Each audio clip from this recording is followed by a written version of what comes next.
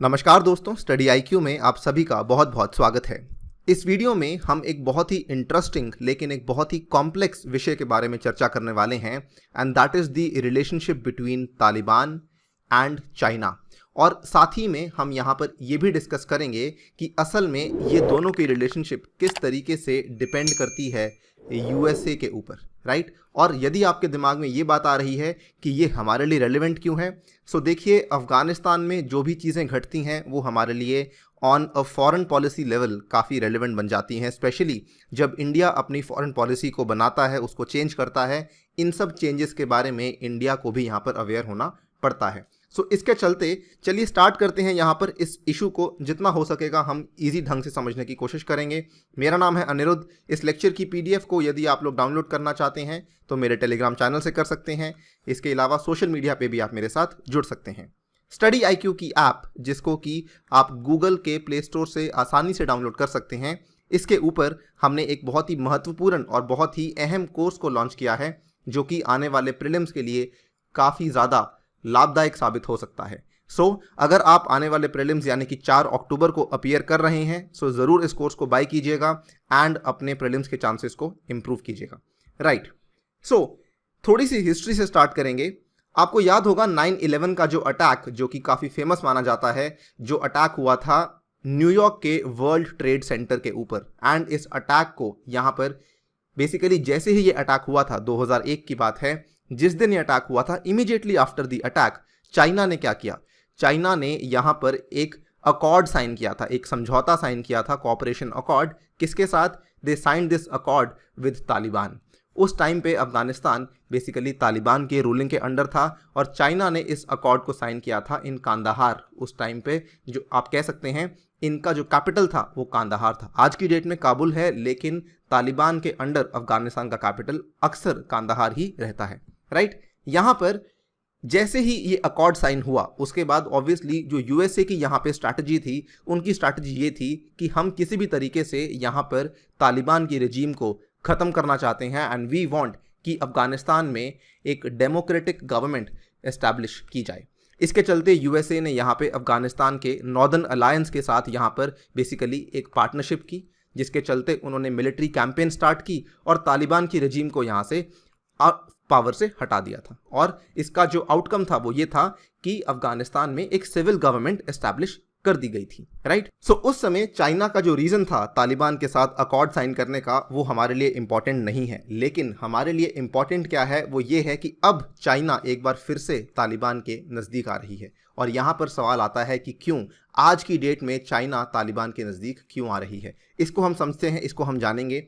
इसके प्रमुख रूप पे 3 कारण सामने आते हैं। सबसे पहली बात तो आती है, चाइना अपने बेल्ट और रोड के प्रोजेक्ट्स को यहाँ पे सेफगार्ड करना चाहती है। उनको सिक्योरिटी के पॉइंट ऑफ व्यू से चाइना चाहती है कि जो भी इंफ्रास्ट्रक्चर में निवेश चाइना ने यहाँ पर किया है, उनको किसी तरीके का यहाँ पर नुकसान ना पहुँचे।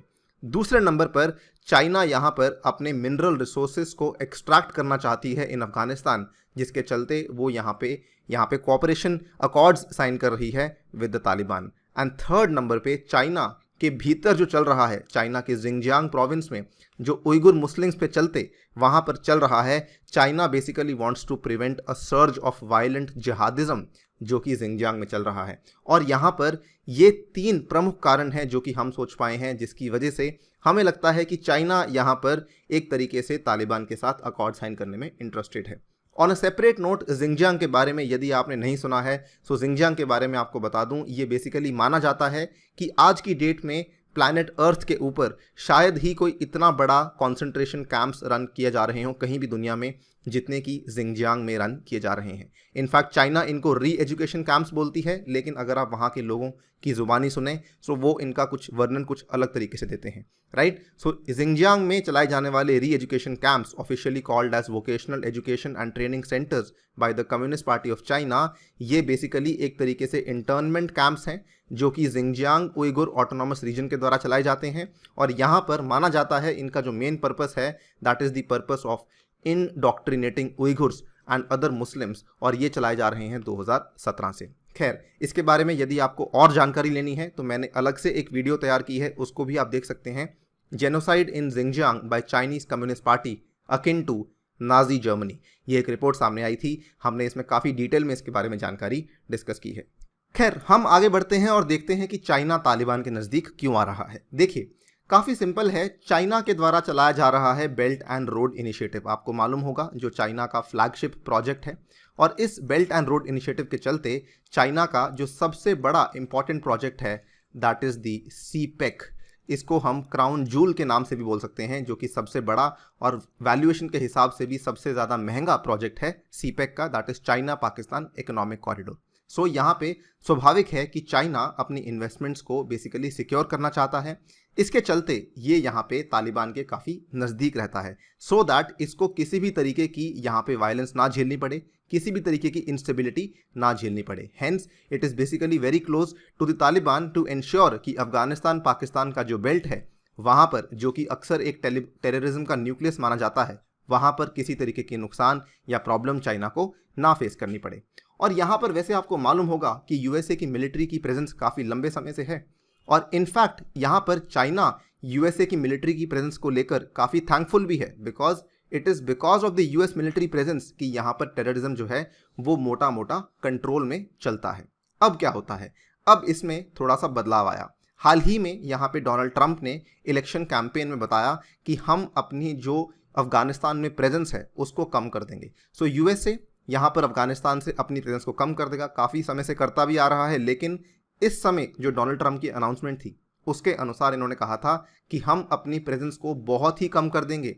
He said, what exactly he said was, he said कि यूएस मिलिट्री गवर्नमेंट की जो इन्वॉल्वमेंट है ये वॉर जोन्स में, ये हमारी सबसे बड़ी गलती है in the history of our country. And he also said कि before the election day in November, USA में आने वाली इलेक्शंस हैं, सो उसके पहले हम अफगानिस्तान में हमारे जो ट्रूप्स होंगे वो 5000 से भी कम होंगे। आप देख सकते हैं, as the US moves to exit Afghanistan, rivals prepare to swoop in, and will the US withdrawal from Afghanistan put the Taliban in power. कई सारे सवाल इसके साथ जुड़े हुए हैं, ये एक सेपरेट टॉपिक है, उसकी चर्चा हम यहाँ पे नहीं कर रहे हैं। हम चर्चा कर रहे हैं चाइना वाले एंगल की। सो यहाँ पर जैसे जैसे यूएस बेसिकली निकल रहा है, चाइना बेसिकली और चिंतित हो रहा है, और इसी के चलते चाइना जो है यहाँ पे अपनी रिलेशनशिप को काफ़ी ज़्यादा इम्प्रूव करने की कोशिश कर रहा है with the Taliban, so that उसके जो एसेट्स हैं वो यहाँ पे प्रोटेक्टेड रहें। सो दिस एग्जैक्टली शोज कि चाइना यहाँ पे अर्जेंटली क्यों एक्ट कर रहा है। इनफैक्ट इतना ही नहीं, चाइना यहाँ पे तालिबान के और नज़दीक आने के लिए चाइना ऑफर भी कर रहा है तालिबान को कि हम आपके लिए सड़कें भी बनाएंगे, हम आपके लिए इलेक्ट्रिसिटी जनरेट करने वाली ग्रिड्स भी बनाएंगे, हम आपके लिए एनर्जी प्रोजेक्ट्स भी बनाएंगे। सो चाइना पूरी कोशिश कर रहा है कि वो यहाँ पे कंप्लीट कोऑपरेशन रखे तालिबान के साथ, कंप्लीट जो है सहयोग रखे तालिबान के साथ, एंड इसके चलते अपने एसेट्स को बचा सके।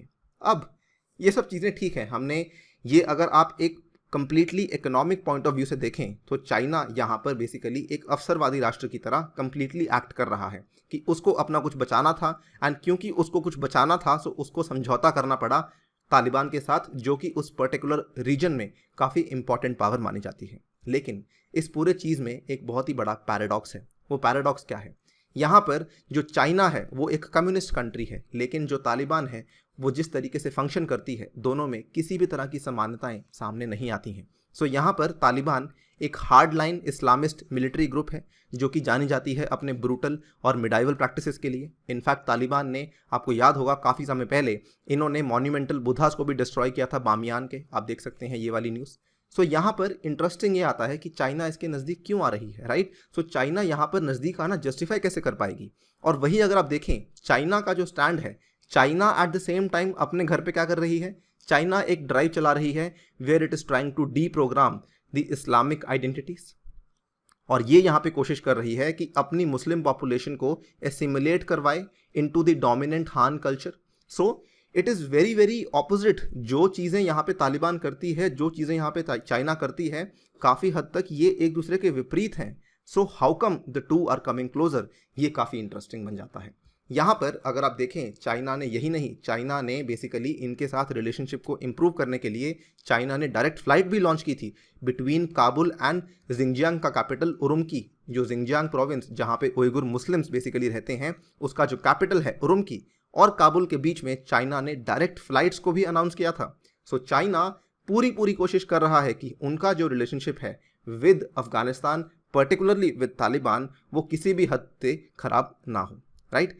सो यहाँ पर ऑब्वियसली अनसरप्राइजिंगली यहाँ पर पाकिस्तान ने काफ़ी हेल्प भी की चाइना की। पाकिस्तान जो कि चाइना का ऑल वेदर फ्रेंड है, उसने चाइना की हेल्प की। कैसे पाकिस्तान ने हेल्प की? In order to facilitate the China Taliban ties. यहाँ पर काफ़ी अगेन ये एक बहुत ही अलग और बहुत ही लंबी स्टोरी बन जाती है किस तरीके से पाकिस्तान ने हेल्प किया to bring China closer to the Taliban.